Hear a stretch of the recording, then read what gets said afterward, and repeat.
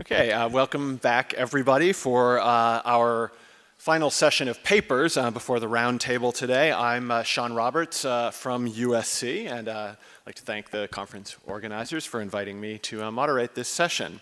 It's my pleasure to introduce Avinoam Shalem, who earned his PhD from the University of Edinburgh and is currently professor for the history of Islamic art at Munich University.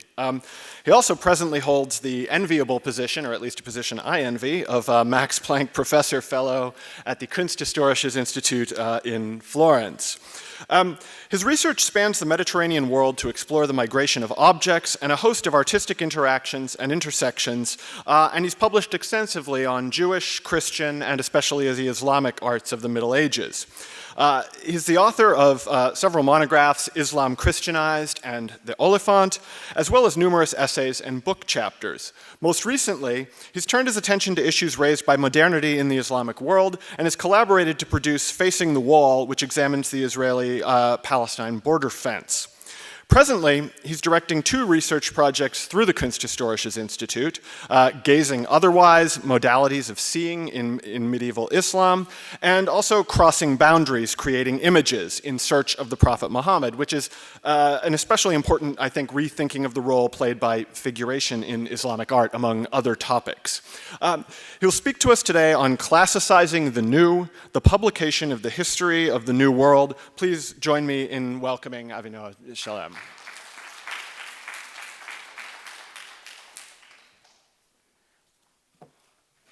Well, first of all, thank you, Sean, and thank you, the organizer, Niela and Meredith, for organizing this wonderful conference. Now that we are heading up to the almost end of the conference, I also can thank all the contributors because I have learned a lot these days here, and definitely come back home with the idea of the age of coffee, I must say.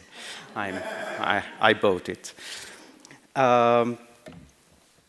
Let me start with I just explained, I'm going to speak a bit to give some information about this specific printed book I'm going to speak about, and then I will show you some images, and then by the end I will wrap up again with no images. So let me start immediately with a citation. "O son, you are living this garden, namely this world, and you are going to illuminate what is underground."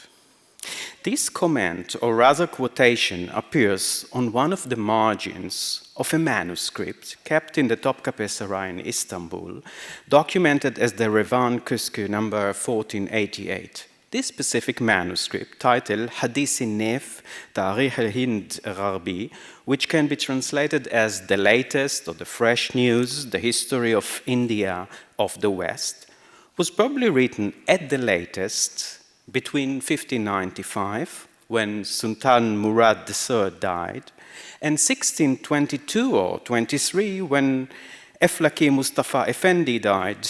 Eflaki Mustafa is identified as one who wrote part of the Marginalia in this manuscript, and is the one who probably provided us with the quotation I started my talk with. The manuscript, so-called Hadis-i Nev, the latest news, and despite the fact that it was written circa 100 years after the discovery of the Americas by Christopher Columbus in October 1492, provides the Ottoman readers for the first time with information on this new world. The importance of the discovery of the Americas not only as a new mega source for plunder and loot of material goods, and especially of gold and silver, as we heard, but also as a new cosmos of unknown flora and fauna, brought about new dimension, if not radical aspects, in human mind, especially as regard to the entire comprehension of our world. The discovery of the new world forced any thinker of the old world to revise and review his former standpoint. The new constellation of the cosmos expected new constellation of philosophical inquiries. In fact, to quote Henrique Dussel, the discovery of the Americas forms and constitutive the constitutive moment of modernity, in which Spain and Portugal played a major role. Thus, he adds, and I quote, "The birth of modernity is 1492, even though its gestation, like that of a fetus, require a period of intrauterine growth." The classical philosophy, which just circa a century earlier was rediscovered and passionately restudied, appeared somehow wrong. And the other civilization encounter with their own moral habits and ritual disturb the old Christian monotheistic order of the cosmos. And yet, giving new names, or rather old names, to new spaces of the recently discovered hemisphere does not only illustrate the whole mechanism of Christian missionary venture, but also suggests that while the old world was in the very process of change, it enforces vehemently its old structure of thinking and acting on this new space. This contradiction between old and new, and the mechanism of reshaping the old as new and the new as old, and I am deliberately alluding to Anthony Grafton, New Words, Ancient Text, will be at the core of my thoughts in this lecture. Moreover, and let me sharpen one aspect here. As Auerbach clearly explained while discussing the 14th century in the age of early humanism in his influential book Mimesis, first published in 1946 in Istanbul as well, during his exile in this city, he said, "Humanism, with its program of renewal of antique forms of life and expression, creates a historical perspective in depth, such as no previous epoch known to us possessed," end of quotation. One may argue that with the discovery of the Americas, a geographical or spatial perspective in depth was provided. The west end, so to speak, which till then bordered on the coast of the Atlantic Ocean of the Iberian Peninsula, expanded. And so was the east, because the discovered Caribbean islands were first regarded as the extension of the eastern part of the Old World. Thus, the whole space of mankind was enlarged and demanded its inclusion into the old order of things. Whereas the discovery and the rebirth of antiquity resulted in a much more consciousness of historical perspective and chronology of time, here the discovery of another space and the desire to possess it promoted probably spatial planetary awareness and dictated the redefinition and reframing of words and terms such as distance, approachability, and remoteness.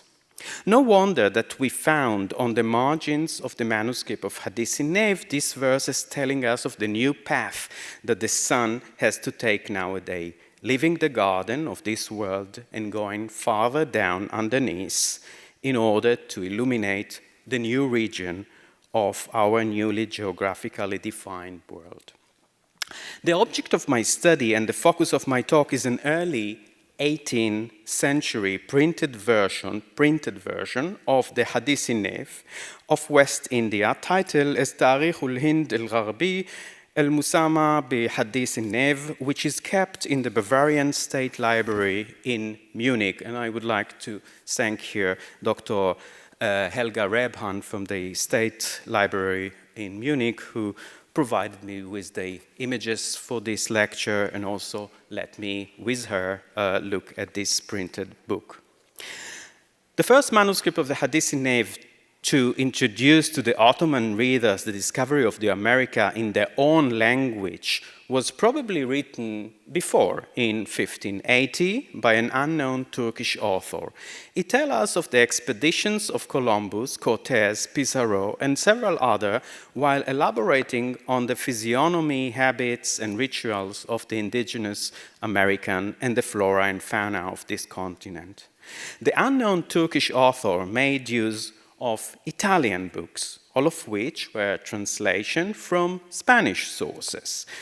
Thomas Goodrich, who comprehensively studied this manuscript first as a PhD student in Columbia in 1968 and later in 1990 published his PhD as a book dedicated to the study of this manuscript, the 1580 manuscript, and its illustration as well, from which I, of course, learned a lot for this lecture, was able to trace the varied sources. These were Francisco López Gomara, La Crónica de la Nueva Hispana, or Historia de la Conquista de México. I'm sorry for my pronunciation, it's probably Dowd Italian.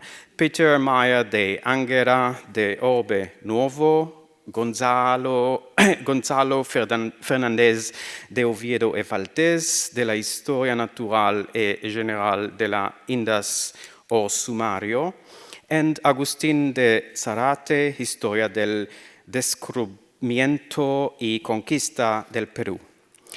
The Turkish author incorporates this new information, and this is interesting, into an introductory chapter of earlier tractate of Muslim scholars, mainly historians and cosmographers such as Mas'udi in his Murj al-Dahab, the Meadows of Gold, Ibn al-Wardi from his work Haridat al-Ajaib, the Treasury of Wonders, al-Tusi from different sources from his publication, al-Qazvini from his Ajaib al-Mahlukat, the wonders of creation, al-Ummari from his Masalik al-Absar from Mamalik al-Amsar, and al-Suyuti again from different tractate from him, and Imam Razi from his Mabahith-i Mashriqiyya.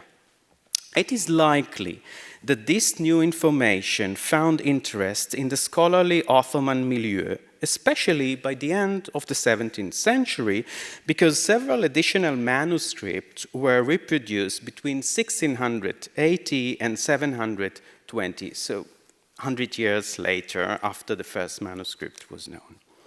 However, as Goodrich notices, despite its success and scholarly attraction, the manuscript was seldom cited by other authors, and to judge Ottoman authors, and to judge from the comments added to the marginalia of this manuscript, very few readers in Istanbul consulted this manuscript.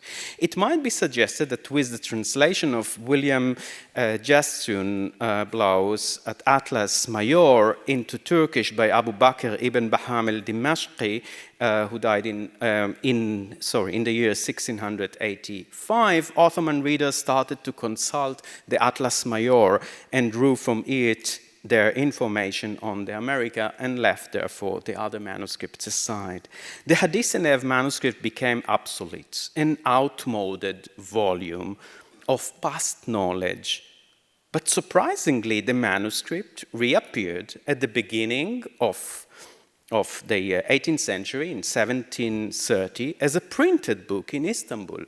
It was Ibrahim Mutefferika who established the first printing house in Istanbul in December 14, 1727, who printed this book in 1729. The book appears as the fourth in the first series of printed books of this publisher. There were something like 16 to 90 books that one would assign to Mutefferika at that time, that he published between 1729 and 1742 in this newly printed house in Istanbul. It seems that Mutefferika designed his publication for the scholarly audience of Istanbul. His range of printed books mainly focuses on geography and history, but also dictionaries were accepted to this specific printed series of his. The publication of the history of the conquest of the America by Mutefferika marks a new turning point in the spreadability of the information of the New World in the Ottoman Empire. Though still linked to the one and sole manuscript of an unknown author who, by collecting European translated Spanish information, informs us of the New World, 500 copies of this book appear at the markets in the beginning of spring 1730. The news on the New World became accessible. It should be noted that another printed publication on this book appeared in Istanbul in 1875. It was illustrated with only 7 images of the 14th of 1730. I assume that maybe part of the woodcut disappeared by then, and excludes the world map that were incorporated into the edition of 1730. The printed book of the Hadis-i Nev was published in the middle of Ramadan, which is circa the 30th of March till the 9th of April in that year. A printed copy is kept at present in the Bavarian State Library, as I said, in Munich, and the book measures something like 16 to 10 centimeter. It consists of 94 leaves, 91 folios of full text, and 3 folios of introduction, all printed in Kunabula of the Müteferrika press in Ottoman Turkish language. It also includes 13 woodcuts illustration whose artist remained unknown. There are 2 world maps, an oval one and a double hemispherical one, and a table of climates and sphere. The maps and the table of spheres are made of copper engraving, but unfortunately no information is gathered as to the provenance of this printed book and its arrival in the Bavarian collection. However, there is a handwriting inscription which appears on this book just preceding the first text folio. It was written by someone called Franz Kolar von Kretzschen, who lived between 1723 to 1783, and it provides us with the date of August 1749. This person was at the time the custodian of the Kaiserliche Hofbibliothek in Vienna, and it is probably that he was involved in the transfer, or maybe even selling, if they have extra copies, of this printed book to the Bavarian State Library in the second half of the 18th century. So let me introduce to you now just the illustration. We are going to go through the illustration of this book. As I said, there are, first of all, this kind of table of climates that I'm not going to show you. They are located between folio 7b. I mean, they put B and A for the printed book, so it's between 7b and 8a. And there is also another image of another climate that is put between the folio 11b and 12a.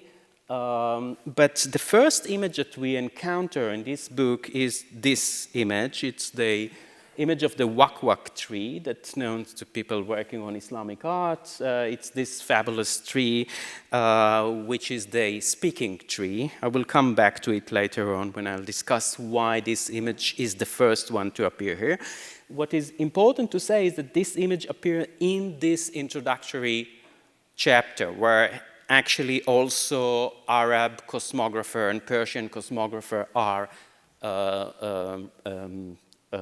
I mean, he is talking about this cosmography that we know from the Arab classical tradition, and we are informed of the old world, of course, through their eyes. So that's the first one that we see here.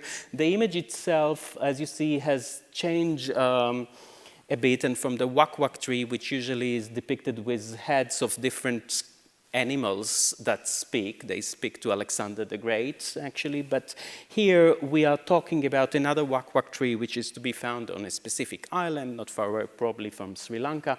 And this island, on this tree, you can find this naked woman hanging as fruit that one can pick up if he wants.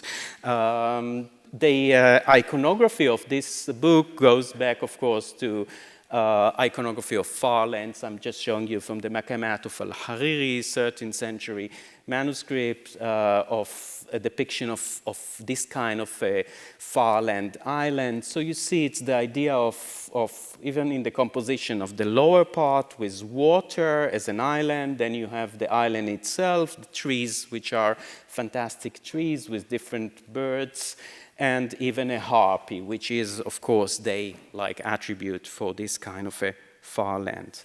So after this introductory chapter with this wak-wak tree, we are facing the copper engraving of the maps, which are more up to date as compared to the text itself. This is one. I'm not going to talk about them, otherwise I'm going to lose my time here. These are just images of the each side of it. So here we have the other side of this one, and then there is another, an oval one piece of the depiction of the whole world with the new word in it. Then, after this introduction of these maps of the new world, we are coming actually to the description of the America, and the first image that we see from the America is the sea cow, which is on folio 41B, as you see here depicted as if lying by a water-like area just in the shadow of a tree. All these images that I'm showing are actually appearing in the book in the very specific place where also the information is given on this specific animal or plant. The second ones are actually the two tapirs and 3 trees that we see here.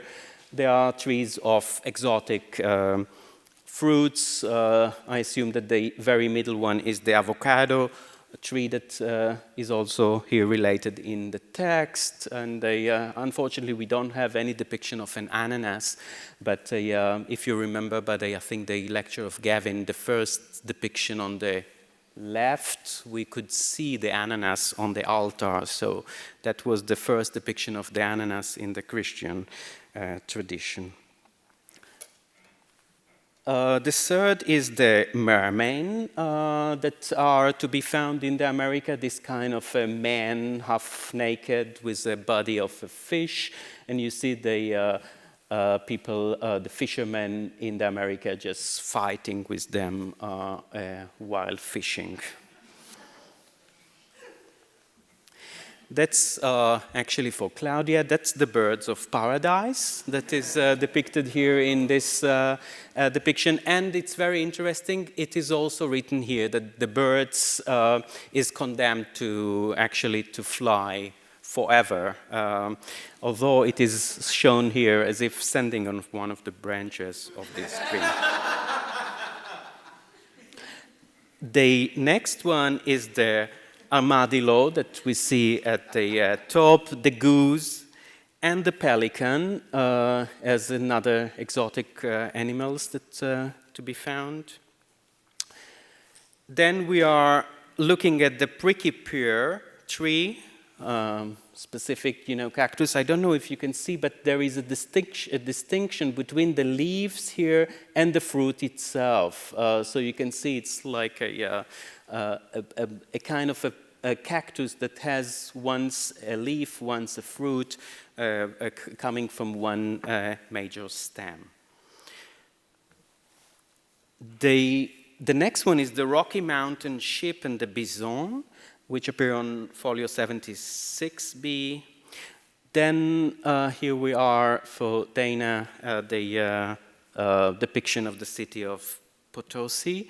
And if I know it's difficult to see here because the print is not in a good shape, but this is actually the river of silver that encircle the city here, and that's the bridge that will take us into the city itself, the walled city, the mountain, of course, which is very typical to this description. And these are two, of course, now European person paying homage to a kind of an altar, and I will come maybe if we will have time by the discussion to this as well. The next one is the hunting scene of the jaguar that we see at the top here, and the anteater that we see here, and the armadillo again at the lower part. This depiction is also a very interesting one. It seems to me that they are trying to suggest also a night vision, and this is the sloth, in German, the Faultier, and opossum that are depicted here, and we have here also a specific depiction of the rooster. They are very interested, or the information is given to us that the rooster in the Americas is a very good one because it cries, make its voice really at the very early morning when the sun will arrive, not unlike in Europe, probably. The next one is the coconut tree that we see here depicted, and next to it again some specific birds of this place. This might be also again a tree, and I wonder if that has to do with the depiction of or the description of the banana tree that will come in a minute, and this is also the last depiction. It's the depiction of the guava tree here on one side, and this should be the banana tree. It's actually the banana leaf that one would like to show us, but it's become to be a cypress tree.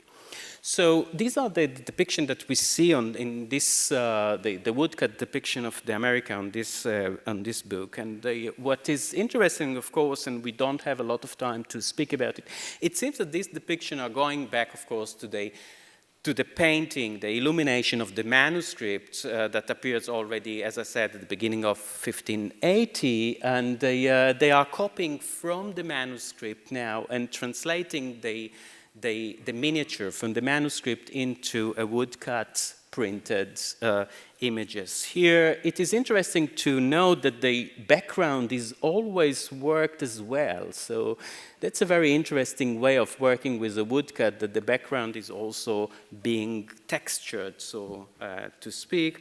But as for now, maybe that's the main thing that I would like just to mention after we saw these images.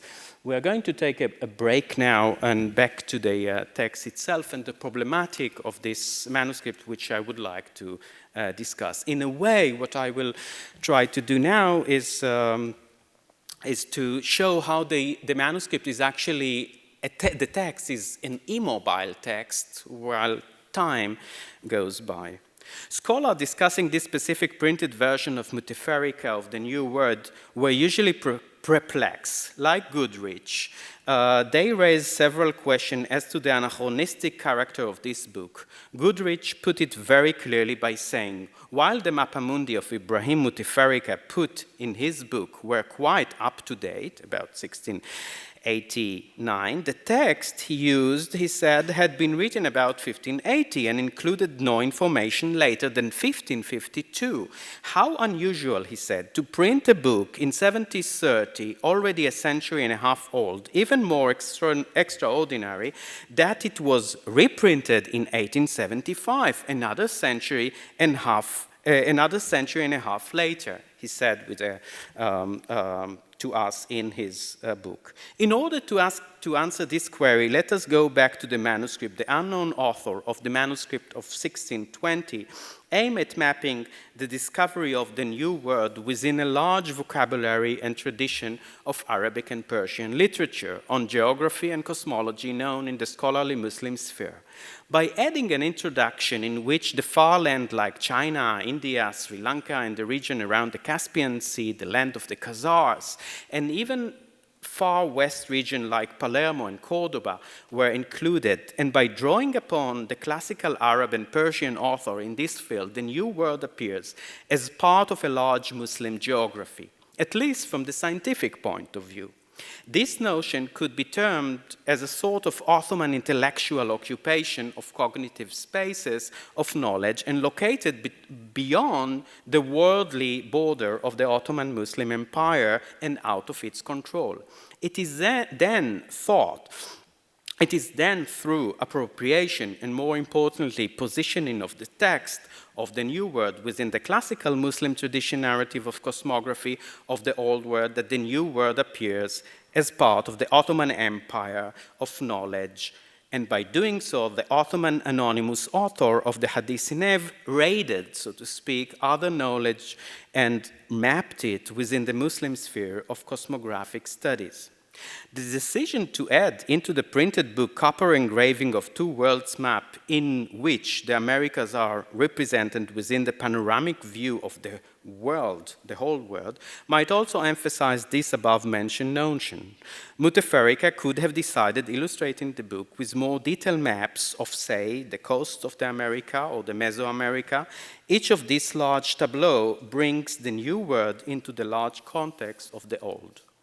One can even argue that the appearance of the famous iconic image of the wak-wak tree, which we saw at the beginning, at the first chapter of the 17th century manuscript and later even in the 18th century printed edition, accentuated the inclusion of the varied accounts on the America into this large and known narrative of the far lands. This particular iconic motif of speaking tree of the wak-wak tree usually marks the dangerous and the spot of the distance border of the civilized world. So I think that it is on a purpose that we see this image there. That's the iconic image of the far lands in the Islamic tradition, and it appears in the introduction as if to tell us we are now crossing also the border by reading this book into the far lands of the new world. I'm trying to shorten. But it should be added that the depiction of the manuscript and the printed edition of the Hadis-i Nev took the form of the tree bearing naked women and fruits as well. This tree is located in a specific island, the Wak-Wak Island, and because it is said that the women also make this voice of wak-wak when you reach the tree itself. What it tells us is, again, that even in that case, ideas of eroticism and the fantasies are embodied into the information of the new world. The Muteferica version is no less sophisticated. Drawing upon manuscript and its subtle ideology, Muteferica presented it to the keen Ottoman reader as a classical knowledge. The printed book follows carefully the manuscript. It appears then as a sort of what may call a pseudo-facsimile. This is done by Muteferica's keen keeping to the text, which is more than 100 years old at the moment of its printing, a text which already dubbed anachronistic. Moreover, Muteferica, excluding of any extra new actualized information or revised text on the accounts of the America in his 70-30 edition, probably goes hand in hand with this idea of printing and edition of what one may call classical text. Muteferica book should be then understood as a sort of 18th century Loeb classical library, namely an edition, which aims at providing all classical text to large audience, like the concept of James Loeb, the publisher of this series at the second decade of the second decade of the 20th century. This vein of thought can be explained the decision to reprint this book again in 1875, on which Goodrich was pondering. So what I think that even the 19th century, the big reprint of this book is the idea of creating out of it a kind of antiquarian book that's for the readers in Istanbul. With the emergence of the new media and the printed book in Istanbul, Muteferica probably felt the urgency to save, so to speak, the aura of the manuscript. His printed book on the Ahdas, the news from the New World, was to present this knowledge to a larger audience and to provide more accessibility to this piece of information in the Ottoman world. On the one hand, the publisher, like many other scholars writing on the America during the 16th century, was still paying homage to ancient texts while writing on the New World, similarly to what we said before from Grafton, New World's ancient text. But Muteferica took the decision to keep the first chapter, which provides the reader with the traditional narrative of exotic and far lands known in the Arabic and Persian world, and thus linking new information to old tradition ones. By this decision, he maintained the text as it is, which is by no means an anachronistic text, but it is a deliberate decision. And by doing this, Muteferica transformed the printed book into a sort of a facsimile. And this will explain also the decision to keep the dedication inscription of Sultan Murad III, which can be found on several manuscripts, also into the printed book. Like today, and I finish now, in the age of digital turn, when book traders are concerned about the future of the printed book vis-à-vis the e-book and the e-reading praxis, the old-fashioned printed book receive an aura that cannot and will not be replaced by the new media. The Hadis-i Nev of Muteferica suggests that the new printed version still retains the aura of the manuscript. Thank you.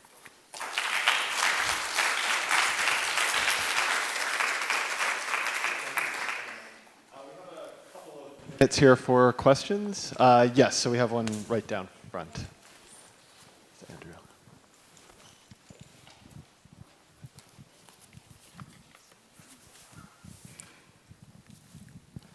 Thanks for your talk, Avinoam. I found very evocative in the beginning what you said about the beginnings of historical perspective and depth, and then perhaps the beginnings of geographic perspective and depth.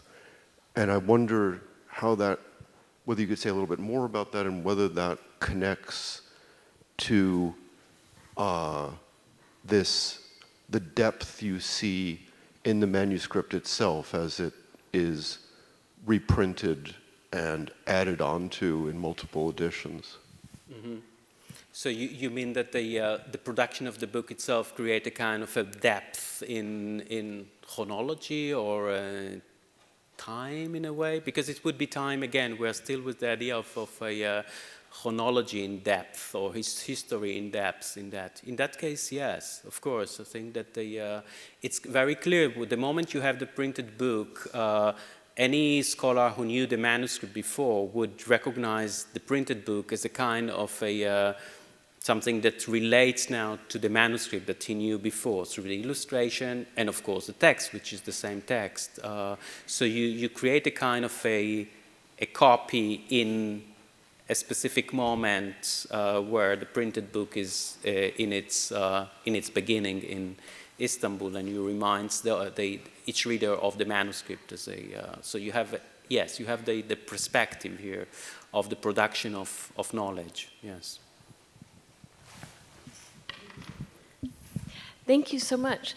I had a question about the subject matter for the images, because unless I'm mistaken, all but one are of the natural world, of the New World, and only one shows architecture, Potosi. Yeah. I was wondering if you could talk about that a little bit.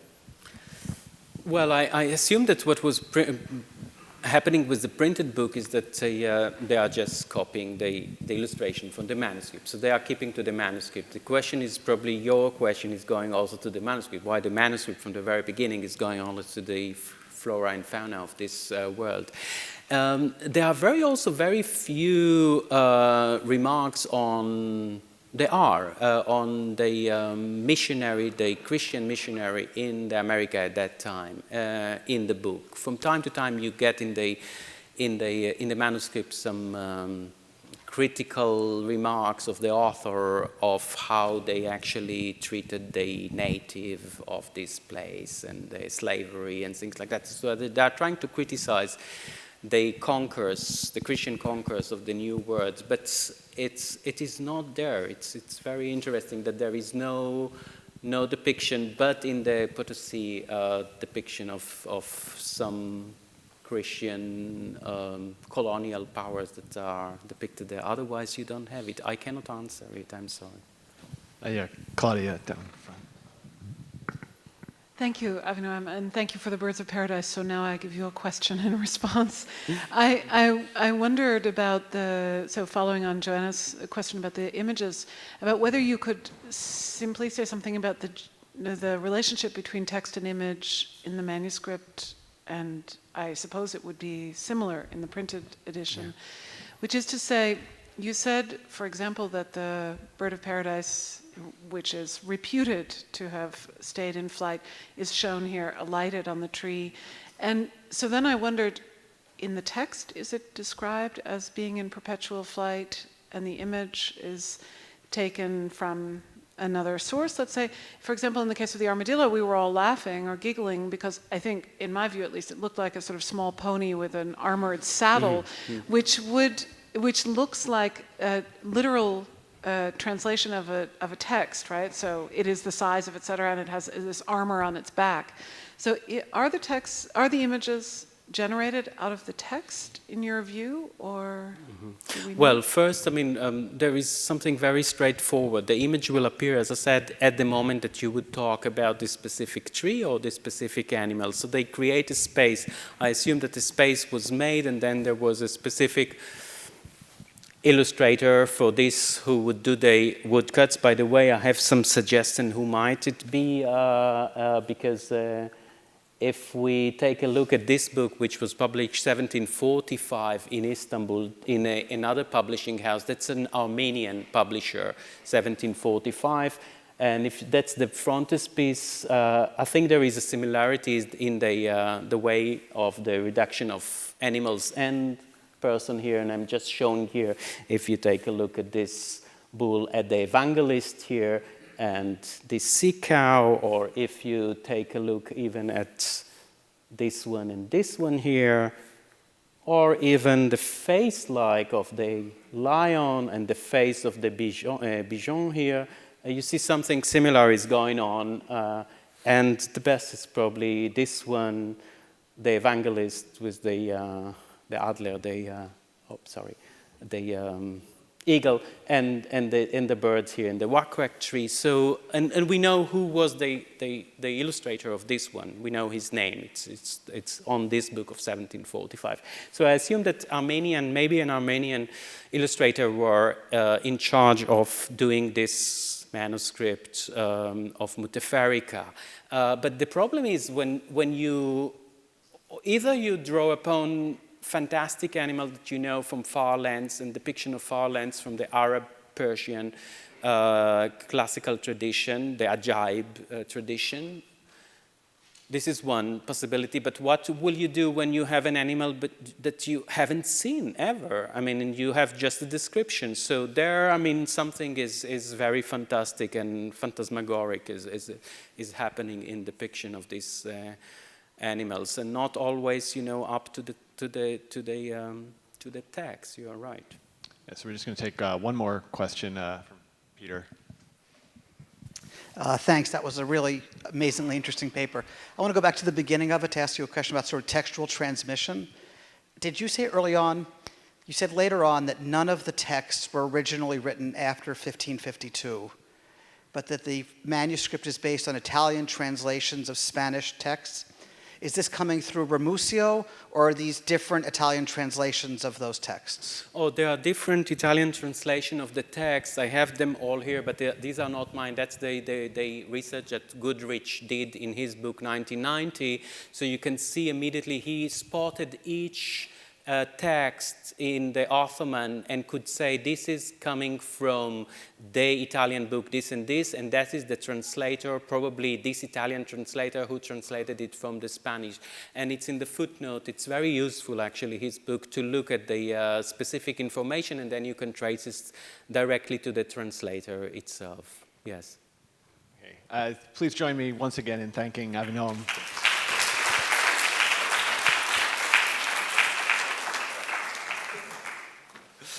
Okay. It is a real pleasure to introduce our second speaker in this session. Mary Sheriff, who received her doctorate from the University of Delaware, is the W.R. Keenan Jr. Distinguished Professor in Art History at the University of North Carolina, Chapel Hill. Her grants, fellowships, and honors are honestly too numerous to list here, though I'd be remiss if I didn't mention that she was the recipient of a Guggenheim in 2010. Along with a host of important essays and chapters, she's the author of 3 books, all with the University of Chicago Press, including her study of Fragonard, and most recently, Moved by Love, Ingenious Artists and Deviant Women in 18th Century France. Her study of Marie-Elizabeth Vigée-Lebrun, titled The Exceptional Woman, is among the most important art history books of the last 2 decades. Honestly, a model for the study of artistic practice in a particularly dynamic and fraught context. I assign chapters of this book each and every spring to my students in Survey of Art History, and I think it's fair to say that all of them more or less learn about French art through Mary's eyes. So I'm personally very grateful for this book, and I'm really honored to introduce her. Most germane to our gathering today, she's the co-editor of the volume Cultural Contact and the Making of European Art Since the Age of Exploration, which appeared in 2010, and she's currently at work on a book entitled Enchanted Isles, Picturing the Allure of Conquest in 18th Century France. She'll speak this afternoon about technology in paradise. Please join me in welcoming Mary Sheriff.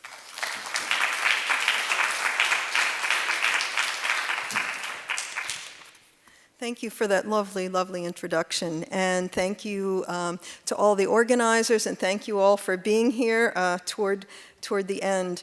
The paper I'm going to read is kind of related to this Islands project, but it's reconceived for the purposes of this particular conference.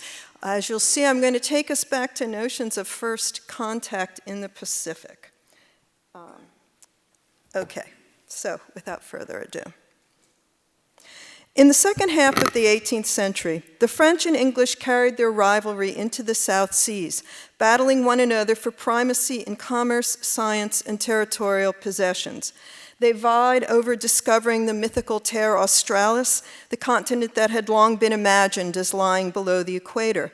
And they searched for both usable natural resources and strategic footholds in a part of the world that European powers had not yet carved up. For the French, the contest was more pointed. After losing the 7 Years' War, they ceded to England the bulk of their holdings in the Americas. Thus, when Louis-Antoine de Bougainville set out on his voyage around the world in 1767, Louis XV charged him with finding lands that might be the seeds of a new French empire. Pacific exploration not only continued the rivalry between France and England, it also brought French sailors and English seamen into contact with peoples who inhabited remote islands that European voyagers imagined they were the first to visit. Among those islands was Tahiti, which Bougainville claimed for France in 1768, not knowing that Samuel Wallis had claimed it for England just a month or so before. Yeah, the French always lose out in this competition. On each island they visited, and Tahiti was no exception, and here's Wallis and Bougainville, Europeans entered in commerce with the savages, as the French called them, bartering to obtain food and wood and other goods and services Europeans found necessary or desirable. That some islanders had in fact encountered Europeans and European products well before the new visitors arrived gave them an advantage in bartering. For while the navigators and officers of specific expeditions knew nothing about the particular peoples they were encountering for the first time, sometimes those people already knew quite a bit about their European visitors. What concerns me today is how objects in motion create real and imagined relations between peoples, and how relations are constructed not only in the process of bartering, but also with reference to notions of curiosity. I am particularly interested in objects wrought through European technology that were not, in fact, brought along for the purposes of trade, but which became either the currency of exchange or objects of curiosity. Anthropologist Nicholas Thomas has identified barter as a constitutive transaction in colonial relationships and argues that the traditional anthropology has narrativized barter as the story of a gap between primitive tools and the manufactured things of white men. In this story, quote, the magic and abundance of European products are the source of asymmetry between powerless natives and dominant European colonizers. Natives are thus seen as desperate to obtain European things, even if those things are neither of use nor intrinsic value to them. The story ends badly, for eventually the natives lose both their autonomy and culture in striving for the goods of Europe. Through case studies, Thomas shows that the narrative of barter, which poses the natives as both powerless and foolhardy, is neither accurate nor able to explain particular instances of trade. The anthropological analyses Thomas cites often focus on European products more complicated than the iron nail, But in the Tahitian example and elsewhere in the Pacific, nails stimulated a lively trade, and in this bartering, the natives were hardly powerless. Nails took on a significance in Tahiti that they never had in Europe, although both cultures valued them for their practical utility. The production of simple iron tools, such as nails, depended on technologies of metallurgy, in specific of extracting ore, smelting it, and then forging the iron. As this plate for the Encyclopédie shows, nails came in many different shapes and sizes and could be used for many different purposes. The lowly nail and its production were important enough in European fabrication to warrant a long discussion and illustration in the Encyclopédie, even if iron nails were common, plentiful, and cheap. The long entry on iron notes that it is the hardiest and most elastic of metals, but the least ductile, and that attraction by Lomont, the lodestone, is the principal property through which one can recognize iron. The article goes on to point out that iron is the most useful of all metals and that Providence provided it abundantly in all parts of the world, even in the Americas. Yet if Providence had provided iron to all parts of the world, the divine creator apparently forgot to give the Pacific Islanders their share. Eventually, however, he told them where to find it and sent supplies of it along with European travelers. By the time Bougainville arrived in Tahiti, the Tahitians already knew about iron. Today, many attribute this knowledge either to their finding on the wreck of a Dutch ship on the island of Takapoto, or from a Spanish expedition, that of Ferdinand Quiros, which landed in Vanuatu in the early 17th century. Bougainville noticed in his published voyage that although he saw no mines on the island, the Tahitians already knew about iron when he arrived. After learning of Wallace's expedition, he believed that the English introduced iron into the islands, for to his ear the word auri, that the Tahitians cried when they asked for the metal, came from the English word iron. Bougainville held Wallace responsible for introducing into Tahiti not only iron, but also venereal disease, and as we shall see, the two were not unrelated. Like explorers before him, Bougainville brought on his voyage objects to trade with the peoples he encountered. Bartering with the Tahitians began as soon as the ships were anchored off the coast of the island. In his unpublished journal, Bougainville records that nearly 100 canoes filled with men, many of them naked, approached his ship. Several Tahitians came aboard, quote, making signs of friendship, carrying tree branches, symbols of peace. They gave us a small pig, several fruits, coconuts, and bananas. And he continues, quote, we exchanged them for bagatelles. A bagatelle was defined even then as something of little value, something unnecessary, frivolous, of no concern. The published account is more specific about those bagatelles. Bougainville describes the articles they trade as bonnet and mouchoir, which I like to call hats and hankies. In this first instance of trade, then, the Tahitians are presented as satisfied with items that are rather useless to them. But more significant for my purposes is that in the published account, bagatelles are transformed into présents, or presents, which have an entirely different connotation as something given freely and out of generosity. Presents were significant to the French in diplomatic exchanges, and thus Bougainville considers the transaction as something other than barter. The presents are not only tokens of friendship, but also representations of what he calls an alliance with the Tahitians. The relations between the French and the Tahitians, as described throughout the published text, oscillate between an economy of barter and an economy of gift-giving. Gift-giving, of course, might be considered a sort of delayed barter, for gifts created alliances and networks of obligations that demanded reciprocity. The second day of Bougainville's sojourn, there is more trade, but things go a bit differently, as the Tahitians, having established friendship, now get down to business. The sanitized version in the published voyage notes that the exchanges go on all day, and that there are now women, whom Bougainville describes as nude or semi-nude, in the canoes with the men. Commenting on how the Tahitians have opened new branches of commerce, he notes that they, quote, bring chickens and pigeons, all sorts of tools for fishing, hatchets of stone, tapa bark cloth, shells, etc. They ask in exchange for iron and earrings. In this bartering, both sides obtain something useful to them. For the Europeans, it is food and what are called curiosities, the tools, the cloth, the shells. For the Tahitians, it's the iron nails that provided finer, more resilient points for carving, drilling, and tipping fish hooks. And this is an example of something that the Tahitians would have traded as what the Europeans thought as curiosities.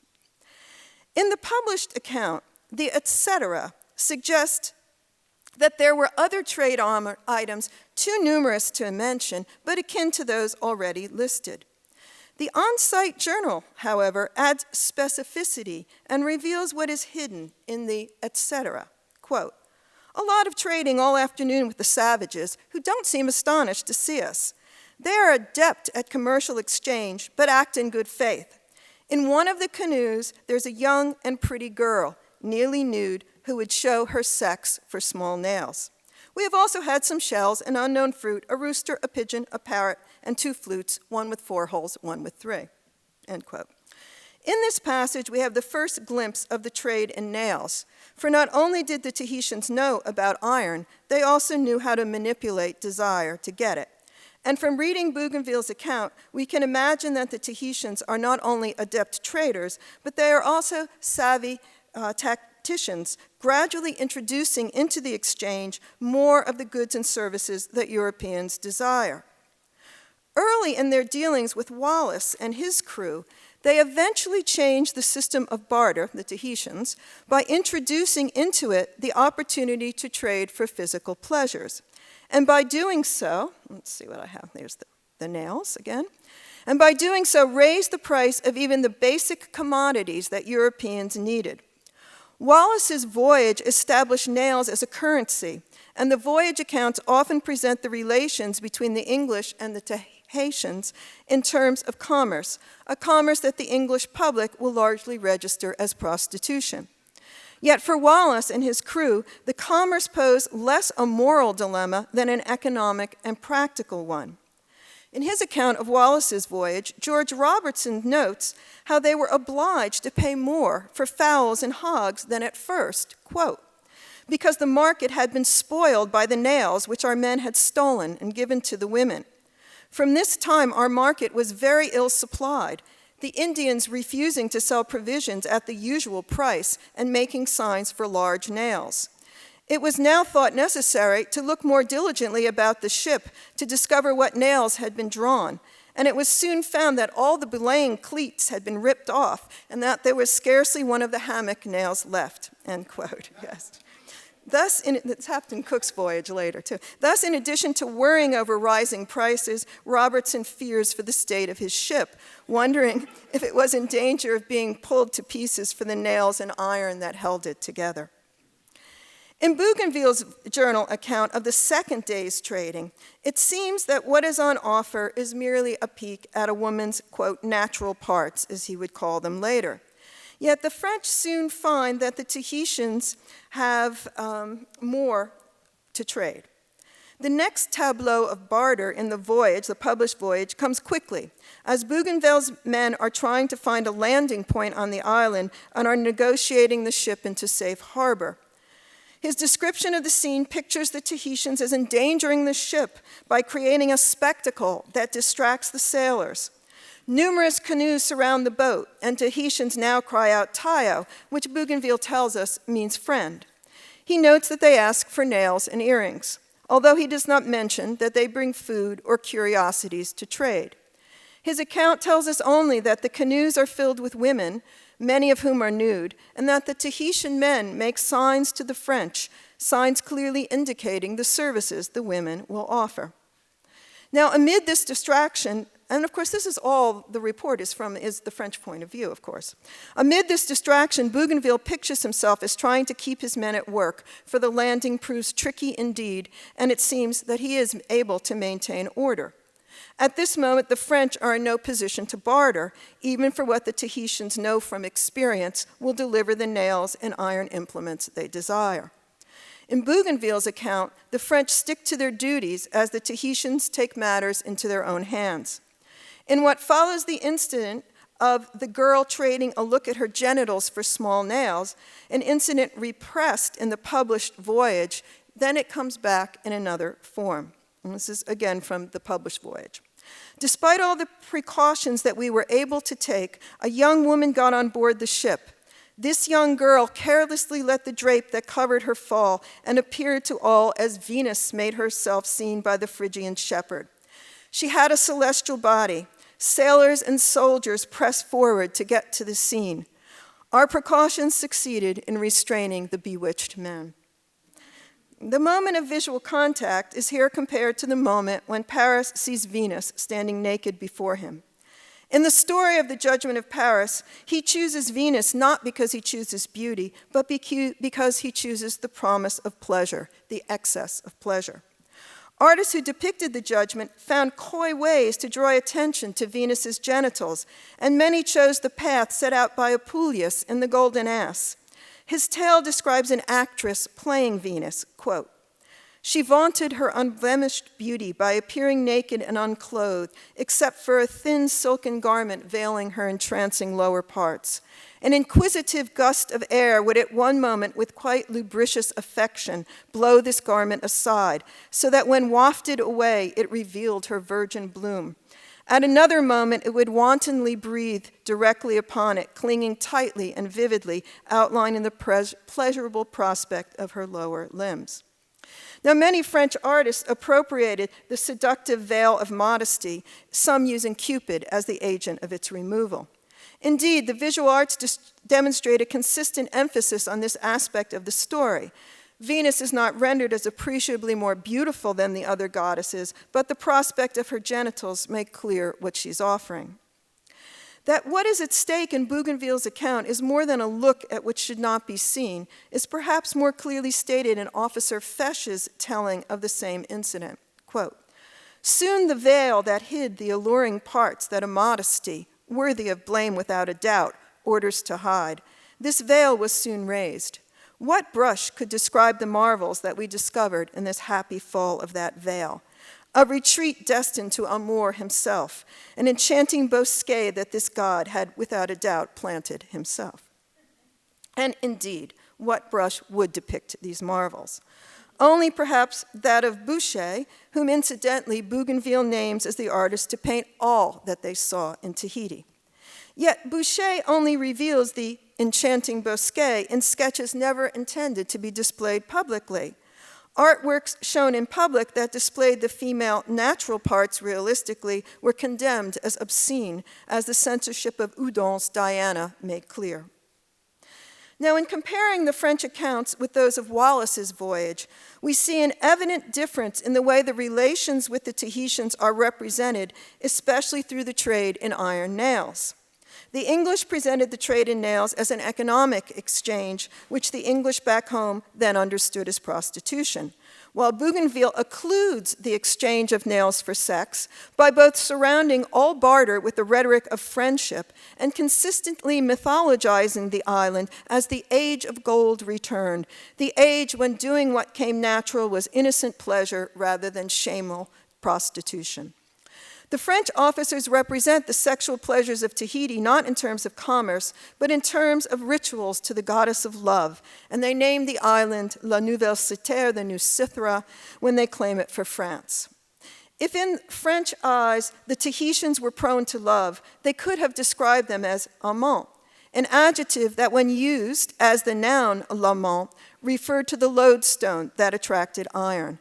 And lovemaking certainly attracted iron for the Tahitians.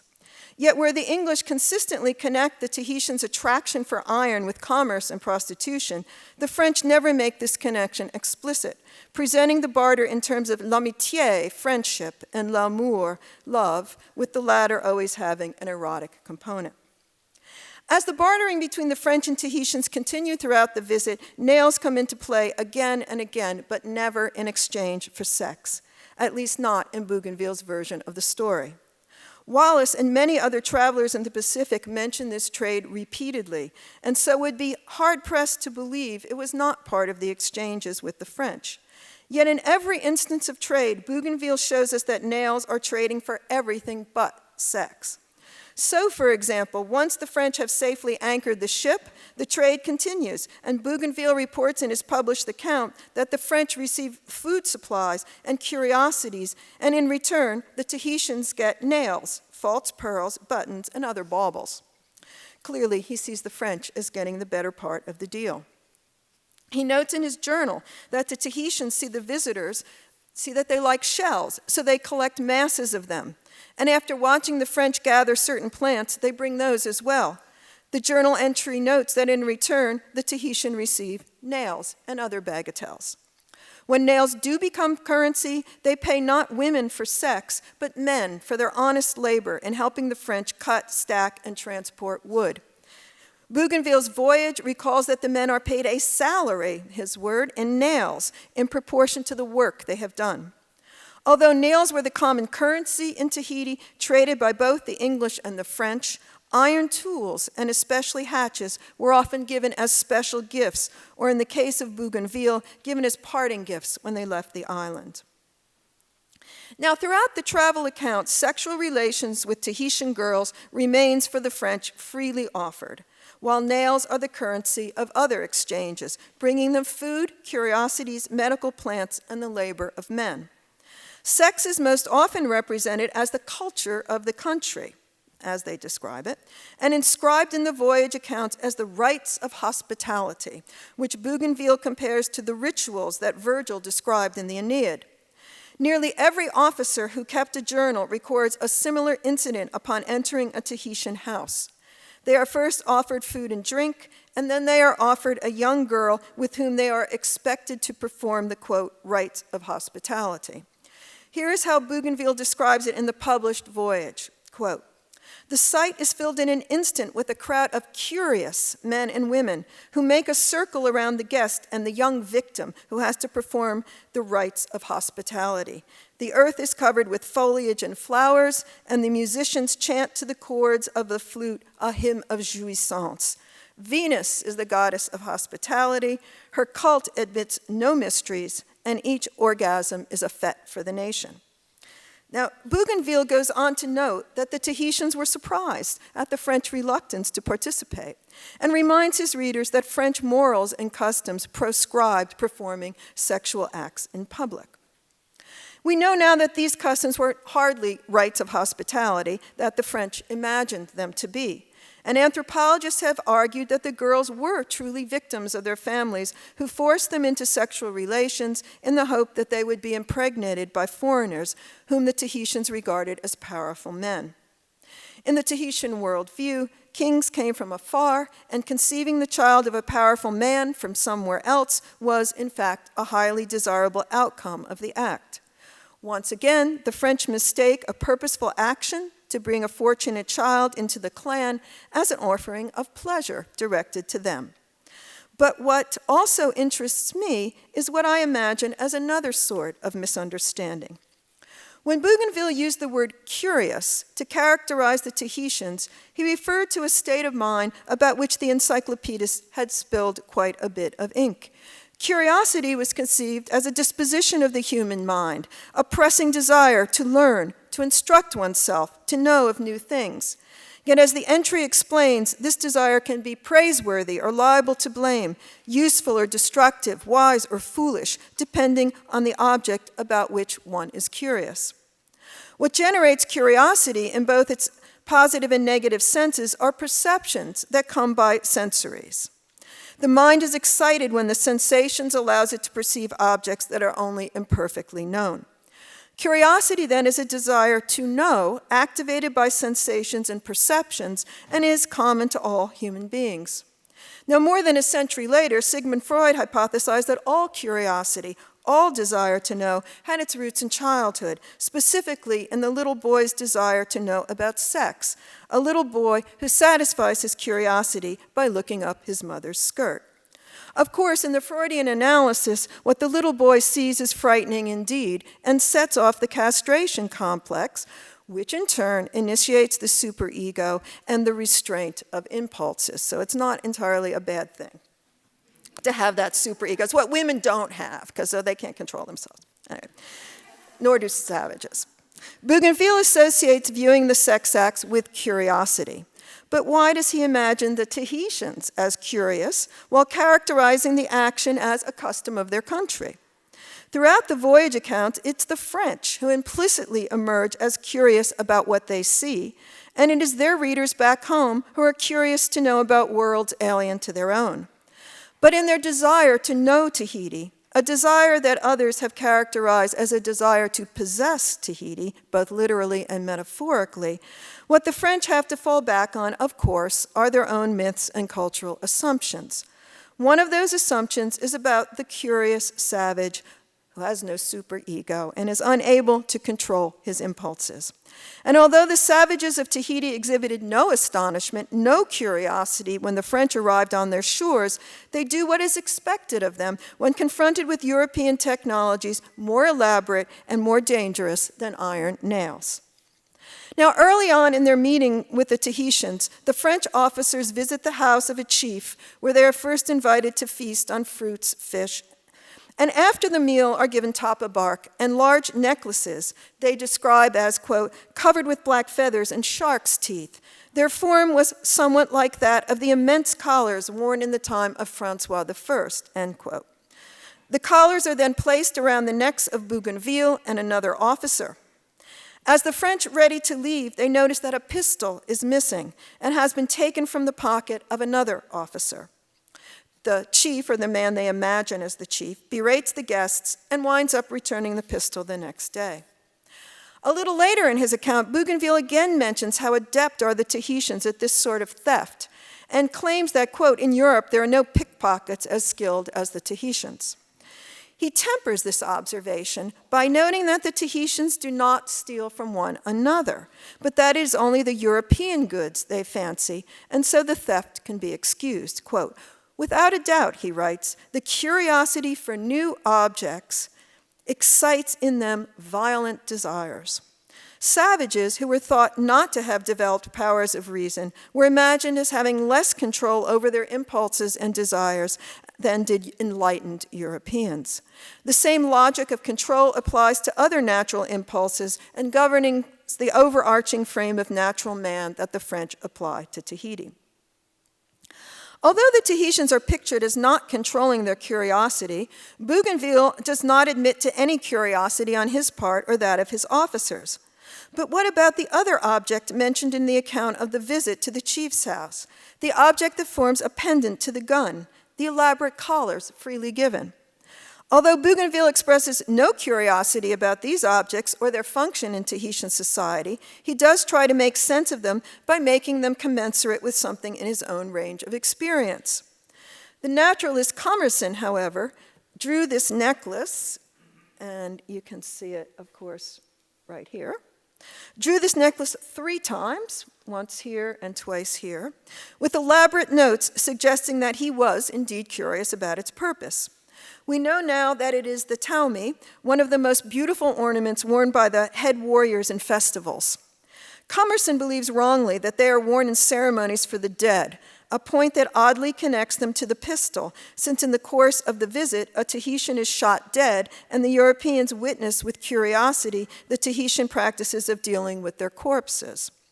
The necklaces were likely among the objects carried back, and we don't know where any of those objects are. A lot of them, of course, arrived just on fairly close to the French Revolution when all the royal collections were distributed, so we can't identify anything in France that was from Bougainville's voyage.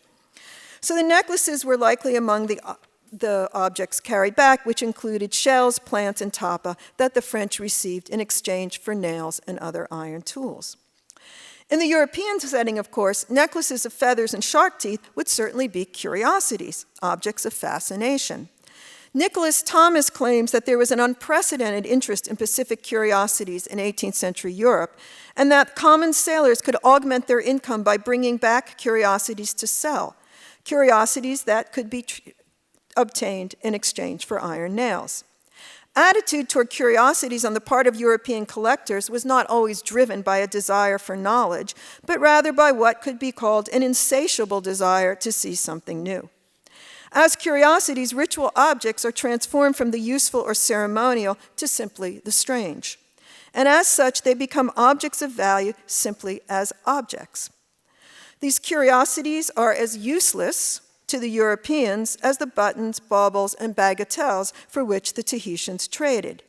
Yet, if as curiosities, Tahitian objects entered into a European market driven by a desire to possess the strange, European objects such as bonnets and handkerchiefs were also transformed into curiosities in the hands of the Tahitians, and they too entered into the Tahitians' internal systems of exchange and prestige.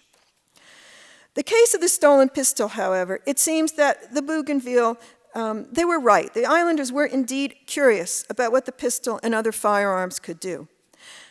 As the time of leaving approaches for Bougainville and his men, a Tahitian asked them to demonstrate a rifle and its workings. What the French show them is how the rifle can not only quickly slay a pig, but also how it can kill 2 birds with 1 shot.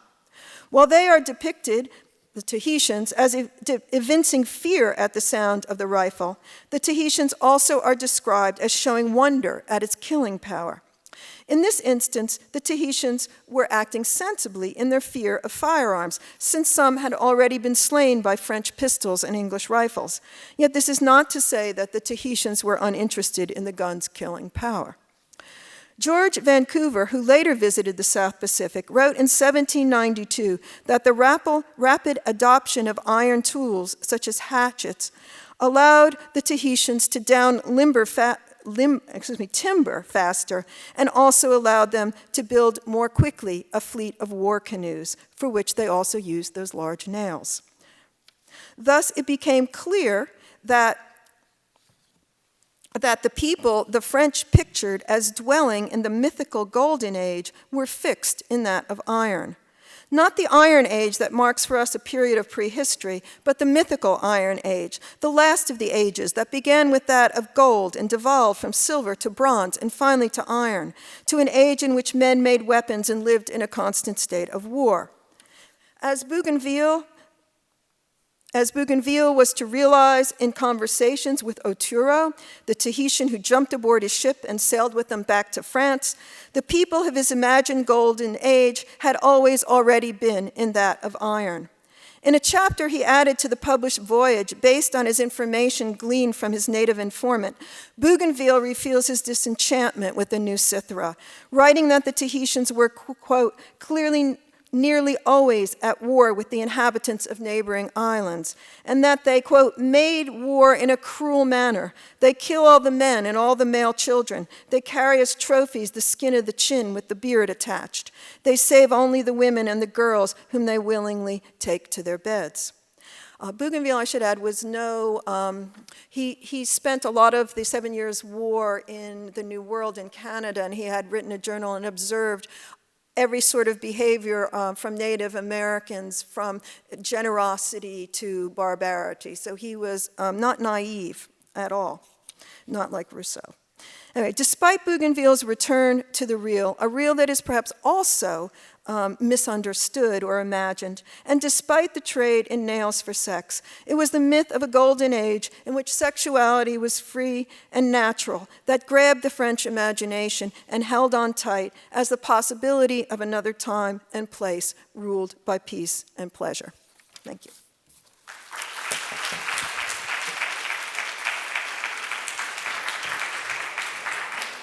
Thank you very much. And yeah, we have a few minutes for questions. Right down front to start with, Zerwat. Mary, thank you so much for that talk. I was really struck by a phrase that you used in your paper, what brush would depict these marvels? Right. And I was looking at one of the illustrations that you showed us of all the metal tools, the iron tools, and some of them were tattooing tools. Mm-hmm. And I was struck that given that there's this kind of reticence to talk about the sexual commerce exchange that's taking place, what is being depicted, though, is a tool that is inscribing the bodies of the Tahitians, though. So I was just wondering if I don't remember very much at this point, but what Bougainville does with tattooing and that form of penetration. It's really interesting what he does with the tattooing. He writes about it. He says, in Tahiti, women paint their buttocks blue. In France, women paint their cheeks red. What's the difference? It's a fashion in both places. So it's another instance where he's trying to explain, and he's not as negativist on tattooing as some of the English will be, and even Reynolds. But it's always this idea that it's a kind of a fashion of decoration of the body, and he's constantly looking at. So throughout the account, he's comparing what French women do and what Tahitian women do. Tahitian women arrange, because usually they're clothed. I mean, he knows that they don't. The French know that the usual garment that Tahitians wear clothes the body. And he talks about how they wear that, of course, to keep their skin very white, and how they throw the drapery like a coquette. So he's working back and forth between what he knows about. It's because all women are the same everywhere, and he basically says that in other places.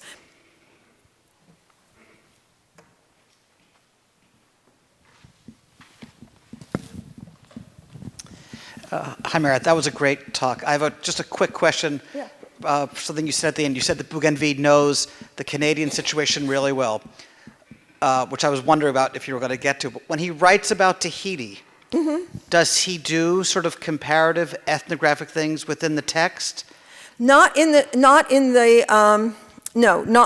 Tahiti section of the text. The Tahiti section of the text of Bougainville's voyage is quite different from the others, but and the journal is really different. I mean, the journal was unpublished, and it's just his record, of course.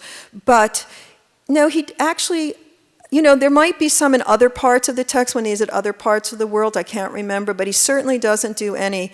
What he does do is he criticizes Rousseau for his naive notions about noble savages, because he's seen all kinds of behavior, and he makes distinctions that some people behave this way, other people behave that way, individuals are different. So he has a much more, I think, nuanced view, although it's totally romanticized and clouded when it gets to Tahiti. So that's one of the, for me, that's one of the interesting things, is that he creates the myth. I mean, one of the things the French came away with, it seems to me, the English won the competition. Cook won the competition. He found Australia. Bougainville just faded out of sight. But what Bougainville did do, because his account traveled in England in translation even before the Cook voyage accounts, was he established the myth of Tahiti. The French established that myth that still is with us today.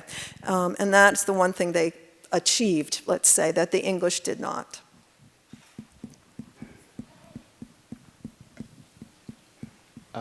I actually had a quick question, Okay. which was just are these expeditions are they traveling with artisans who are capable of working iron? And is there an awareness then that this is a malleable material on the part of, say, Tahitians, that this is something can then be done with, apart from just using the nails, collecting the nails, using them as currency? Right. I'm assuming that they know that it can be hammered. They have hatchets. They have stone tools. So I'm assuming that to use them as fish hooks, to use them as drill bits, to use them as other things, they need to do something to them. What they can't do is get the metal. So what they really want is anything that's iron. Yeah. So.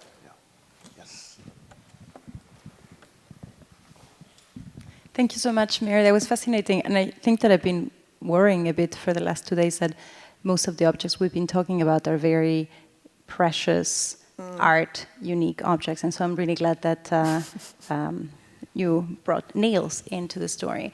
And I guess I'm curious about the juxtaposition of the paintings and the nails, and about what nails do for you as an art historian when thinking about objects.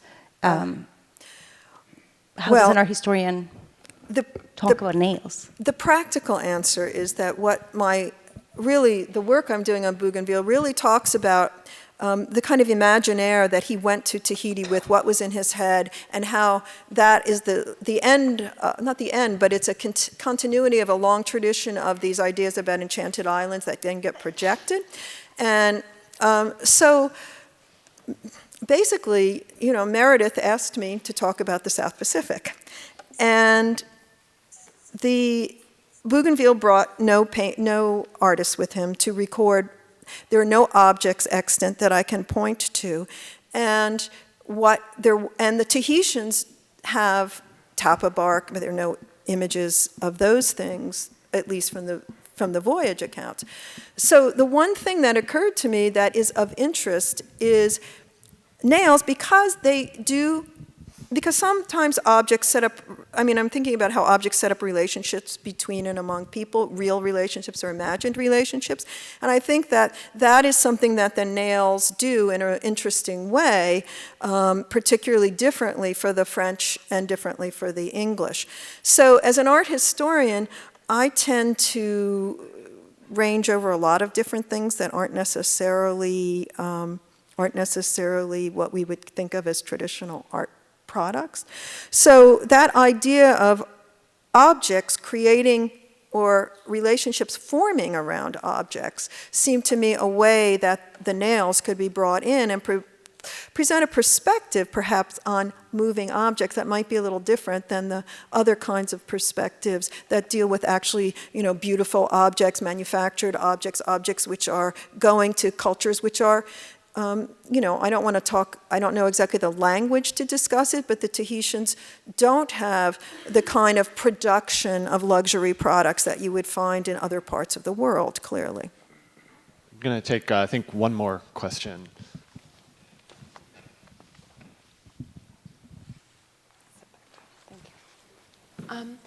I want to go back to this these imagined relationships that you brought up.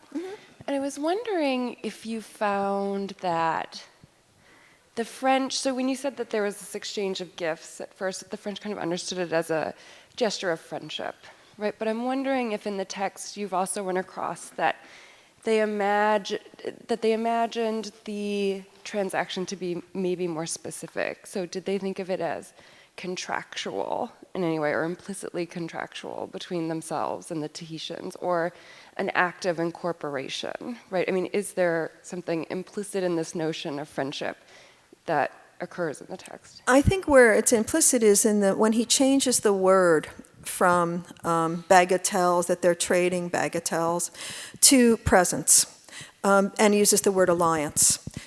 It's clearly fictional, in fact, they sail off. He's there 8 days. The French, because that myth is so strong, they come back in the 19th century. The French are, they're supposed to take some property, but they're supposed to take the Marquesas. And they decide that Tahiti's really there, so they're going to go take it in the middle of the 19th century. So there really isn't, he leaves a document that is about, he's claiming it for France, blah, blah, blah. But there's no question of ownership. There's no question of any intervention on the part of the French until the mid-19th century in Tahiti. So the idea of an alliance is, I think he's just using it quite metaphorically, but then when he does this whole possession thing, I think that there is something that he's performing as the anthropologist Greg Denning, whose work I adore, says, Europeans perform rituals of possession and claiming that they expect other Europeans will recognize. And so that's really what, in part, the claiming is about, saying, okay, England, we've got this. But he had to renounce that too. So it's really toward other Europeans as much as anything else when he talks about alliance, et cetera, et cetera.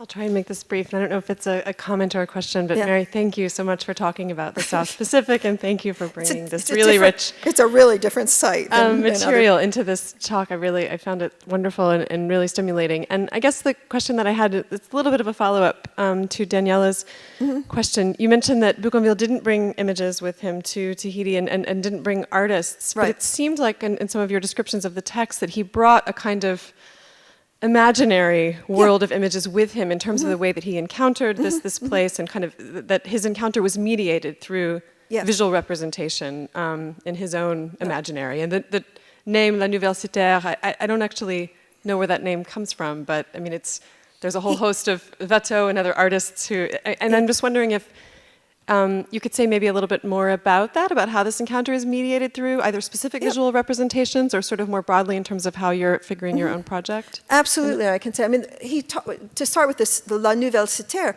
he says all the officers agreed, all the men agreed, this is going to be the name of it. And that's what, and of course that puts it into a particular kind of French dialogue with all the, the long history of Cythera images and mythologies, etc. What my book chapter really deals with is the notion of text and tableau, because tableau in French, of course, is both textual and pictorial. And there are certain other commentaries on Bougainville's voyage account which talk about moments of tableau in Bougainville. And one of the moments, it's a much longer than I read today, is when the women come on board the ship. And so that's just, I did a very quick example with, obviously, he's got the Judgment in Paris in mind because it's the Phrygian, but it's even in the the on-site. But if you care to read it, his journal and the journals of all the officers are online now. Anyway, his on-site journal even cites Virgil, cites the Aeneid, so he's citing the classics, and he talks about Boucher is the artist, or the Italian artist who Boucher was likened to. I'll remember the name in a second. But Boucher is the artist to paint everything, and at certain times he says this scene would be worthy of Boucher's brush. But he also says that he needs the pen of Fénelon to describe Tahiti. And Fénelon's pen, of course, is a moralist's pen, and so he also, at moments in the text is actually much more complicated than I made it out today. But in moments of the text, he worries about the climate of Tahiti, the effect of the morals, the kind of softening and the effeminization that happens in Tahiti and will happen to his men. And he even comments on the male Tahitian body and what's happened to it through this kind of life of pleasure. So he says he has to conjure up the shield of Minerva to protect against the morals and the climate of the nation. So it's a actually much more complicated and nuanced view, but it's always read simply, and it was read as just, people overlook all the negatives that he brings up and just look at the whole scene of pleasure and satisfaction, et cetera, because that's what they wanted. Okay, and so let's thank both of our speakers for fantastic papers.